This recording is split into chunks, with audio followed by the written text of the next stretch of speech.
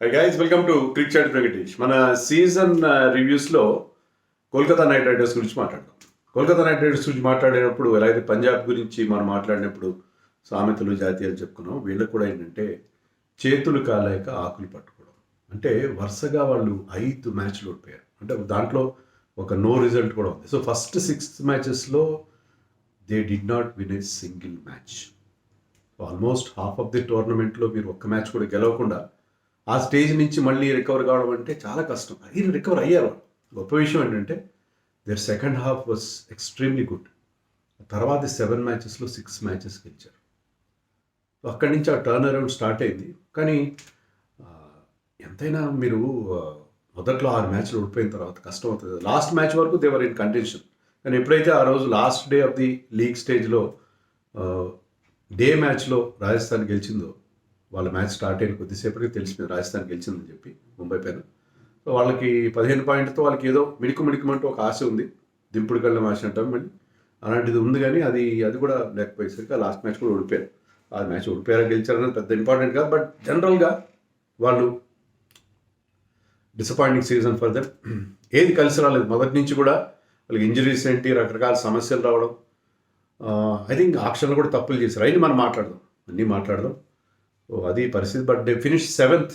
చెన్నై కంటే ఒక అడుగు పైన వచ్చారు. ఎల్ఎస్జి, ముంబై, చెన్నై కంటే ఒక అడుగు పైన నిలబడ్డారు. సో చివరికి వచ్చేసరికి కొంత వాళ్ళు రికవర్ అయ్యారు. అది కూడా రికవరీ కూడా only in the form of bowling. Batting recover కాలేదు. బ్యాటింగ్లో మేబీ ఎక్సెప్ట్ రింకు సింగ్ తప్పిస్తే ఎవరు పెద్ద బాగా అంటే ఫినాలన్ ఒక 2 మంచి ఇన్నింగ్స్ ఆడాడు, మంచి సూపర్ ఇన్నింగ్స్ ఆడాడు. బట్ ఓవరాల్గా బ్యాటింగ్ పర్ఫార్మెన్స్ అంతా కూడా డిసప్పాయింటింగ్. లాస్ట్కి వచ్చేసరికి క్యామ్ గ్రీన్ కూడా కొంతవరకు started contributing. But it was very inconsistent and poor batting display. Bowling second హాఫ్లో బాగా రికవర్ అయ్యారు. బట్ వరుణ్ చక్రవర్తి ఎప్పుడైతే స్టార్టెడ్ పికింగ్ వికెట్స్, వాళ్ళకి ఆ విజయాల పరంపర స్టార్ట్ అయింది. సో వరుణ్ ఫామ్ ఎంత important. Sunil Narayan had a wonderful tournament. టీంలో బెస్ట్ పర్ఫార్మింగ్ ప్లేయర్ ఎవరంటే ఖచ్చితంగా సునీల్ నారాయణ్. సో అది పరిస్థితి. సో మనం వీళ్ళ ఫెయిల్యూర్కి ఒక 5 కారణాలు నేను ఐడెంటిఫై చేశాను. అవి మీకు 1 by 1 చెప్తాను.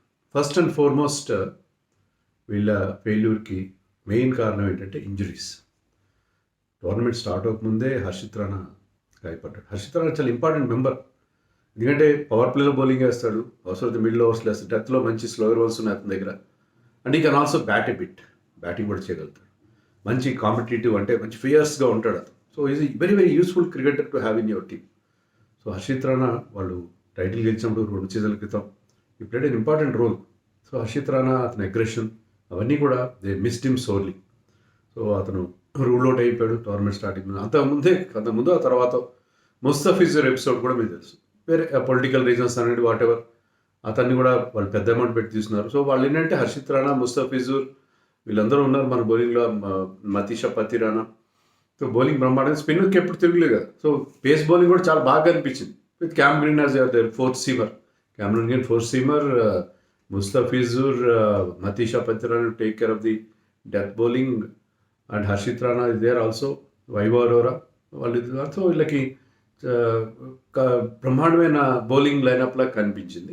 స్పిన్నర్స్ ఎలాగో ఉన్నారు కదా, Sunil Narayan, Varun Chakravarthy plus Anukul Roy had a wonderful domestic season. I think Mushtaq అలీలో was player of the tournament. So వాళ్ళకి టీమ్ సెలక్షన్ టైంలో ఆ బౌలింగ్ చాలా బాగా, బ్యాటింగ్లో అప్పటికి సమస్యలు ఉన్నాయి, అది కూడా చెప్తాను నేను.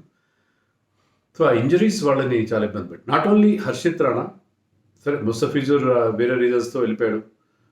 ఆకాష్దీప్ కూడా తీసుకున్నారు. Akashdeep is not a out and out T20 bowler, but new బాల్తో అతను is very effective. So new బాల్తో ఆకాష్దీప్ వేస్తాడు, అతను got good pace.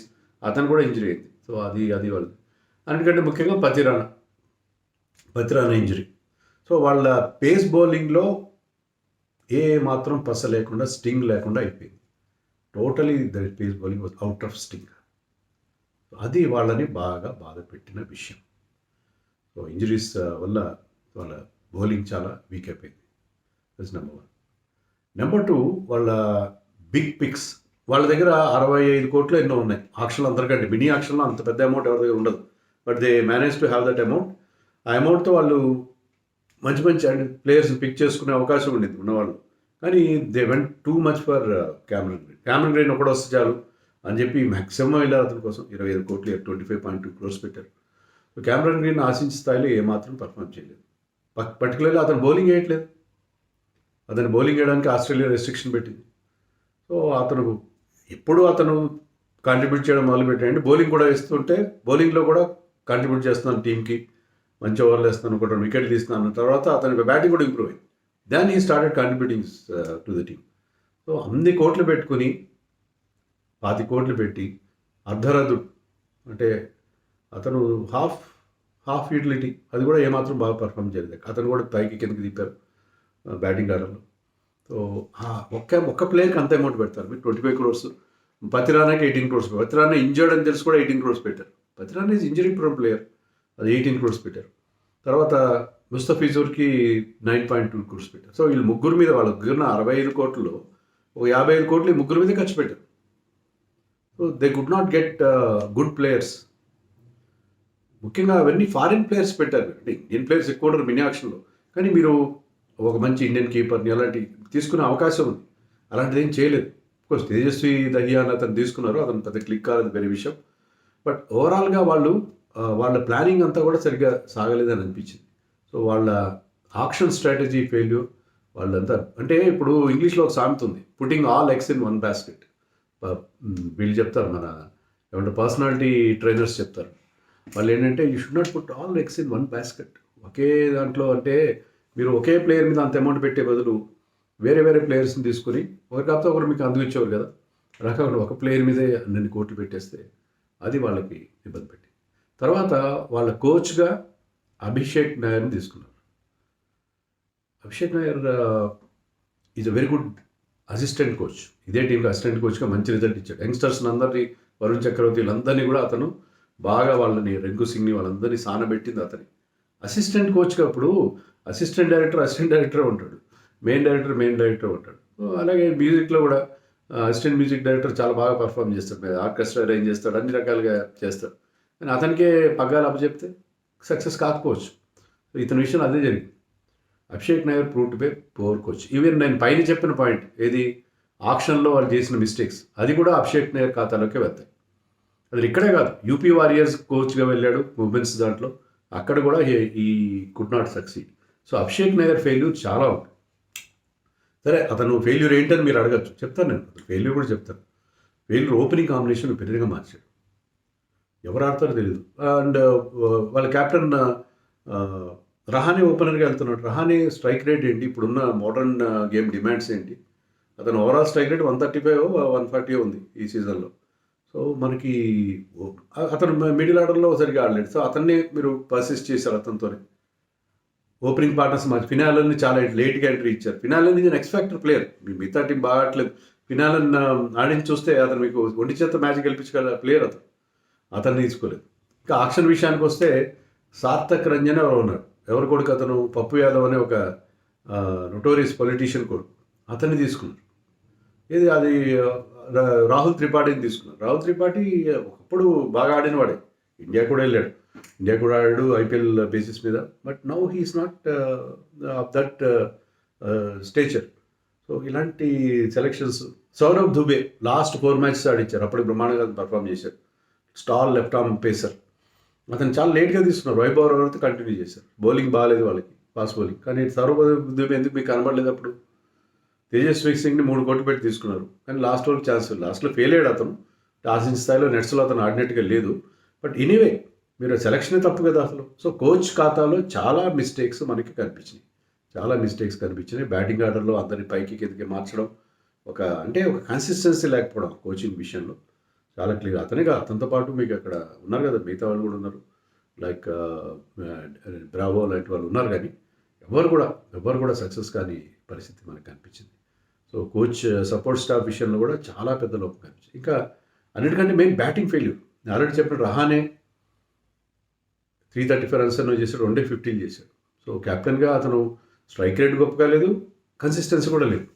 Rahane failure వాళ్ళు బాగా హర్ట్ చేసింది. ఓపెనర్గా సైఫర్డ్ ట్రై చేస్తే, ఎవరిని ట్రై చేసినా అంకుష్ రఘువంశీ ఒక్కడే కాస్త బాగా పర్ఫామ్ చేశాడు టీం మొత్తంలో. అంకుష్ రఘువంశీ అండ్ తర్వాత లేటర్ స్టేజ్లో రింకు సింగ్. రమణ్‌దీప్ కానీ ఎవ్వరు కూడా పెర్ఫార్మ్ మనీష్ పాండేని కూడా చాలా లేట్‌గా తీసుకొచ్చారు. సో బ్యాటింగ్‌లో వాళ్ళకి total collapse. Cameron Green, everybody. Rovman Powell కూడా కొన్ని మ్యాచ్‌లు ఇచ్చారు. 1, 2 మ్యాచ్‌లు మాత్రం బాగా ఆడాడు. సో బ్యాటింగ్ ఫెయిల్యూర్ అనేది ఒక వైరస్ లాగా వ్యాపించింది వీళ్ళ టీంలో. బ్యాటింగ్ ఫెయిల్యూర్ వీళ్ళని బాగా హర్ట్ చేసింది. లేటర్ స్టేజ్‌లో బౌలింగ్ బాగా పికప్ అయింది. కానీ బ్యాటింగ్ మాత్రం టోటల్ కొలాప్స్ ఈ టీంకి. ఎవ్వరు కూడా బాగా ఆడిన పరిస్థితి. ఒక చెప్పుకోదగ్గ ప్లేయర్ బ్రహ్మాండంగా ఆడాడు అని వాళ్ళది చెప్పుకోవడానికి ఎవరు కూడా లేని పరిస్థితి. తర్వాత ఇద్దరు కీ ప్లేయర్స్ లేట్గా వాళ్ళకి లేట్ బ్లూమ్ అయ్యారు. ఎవరంటే వరుణ్ చక్రవర్తి అండ్ రింకు సింగ్. వరుణ్ చక్రవర్తికి ఇంజరీస్ ఉన్నాయి. చేతులకి వేళ్ళకి ఫ్రాక్చర్స్ ఉన్నాయి. లైక్ లాస్ట్లో కాలి వేలు ఫ్రాక్చర్ అయింది. అయినా అతను ఆడుతూనే ఉన్నాడు కానీ ఎఫెక్టివ్నెస్ లేదు. ఫస్ట్ 6 మ్యాచెస్లో అతను వికెట్లు తీయలేదు. చాలా ఎక్కువ ఎక్స్పెన్సివ్ అయ్యాడు. తర్వాత సడన్గా అతను రిధమ్ అందుకుని వరుసగా 4 మ్యాచ్లో 10 వికెట్లు తీశారు. ఒక మ్యాచ్లో 2 వికెట్లు, ఒక మ్యాచ్లో 2 మ్యాచ్లో 2 వికెట్లు, 2 మ్యాచ్లో 3 వికెట్లు. అంటే ఎంతైనా 10. అక్కడ వాళ్ళు విన్నింగ్ స్ట్రీక్ స్టార్ట్ అయ్యింది. ఎప్పుడైతే Varun Chakravarthy Sunil Narine has been bowling well throughout the season. స్టార్టింగ్లో కంటే తర్వాత మరింత ఎఫెక్టివ్ అయ్యాడు. బట్ ఎప్పుడైతే వరుణ్ చక్రవర్తి వాళ్ళిద్దరు దే హంట్ ఇన్ పేర్, వాళ్ళిద్దరు ఒక మంచి జోడీ, మిడిల్ ఓవర్స్లో రన్స్ స్క్వీజ్ చేస్తారు. వరుణ్ చక్రవర్తి కూడా సునీల్ నారాయణ్తో పాటు తోడయ్యాడు. అప్పుడు they started winning match. So Varun Chakravarthy ఎంత కీలకం అనేది అర్థమవుతుంది. సో అతను ఎప్పుడైతే 3 వికెట్లు తీసుకుని ఆర్ఆర్ మీద man of the match award గెలుచుకున్నాడో వాళ్ళ I think the 7th match, అక్కడి నుంచి వాళ్ళ విన్నింగ్ స్ట్రీక్ స్టార్ట్ అయింది. సో ఎంత ఇంపార్టెంట్ అతను అనేది మనకు అక్కడ అర్థమైంది. సింగ్ కూడా స్టార్టింగ్లో సరిగా ఆడలేదు, కానీ మళ్ళీ లేటర్ స్టేజ్లో అతను చాలా మంచి పర్ఫార్మెన్స్ ఇచ్చాడు. సో రింకు సింగ్ ఎప్పుడైతే ఆ కాన్ఫిడెన్స్ని మళ్ళీ రీగెయిన్ చేశాడో ఈ స్టార్టెడ్ డూయింగ్ వెల్. అలా క్యామరన్ గ్రీన్ కూడా ఇందాక చెప్పినట్టుగా బౌలింగ్ స్టార్ట్ చేసిన తర్వాత అతను బ్యాటింగ్ కూడా ఇంప్రూవ్ అయింది. సో లేటర్ స్టేజ్లో వాళ్ళు ఇంప్రూవ్మెంట్ స్టార్ట్ అయ్యి like Saurav Dubey last 4 matches ఆడాడు. 4 మ్యాచెస్లో అతని ఎకానమీ చాలా బాగుంది. అండర్ 9 ఉంది.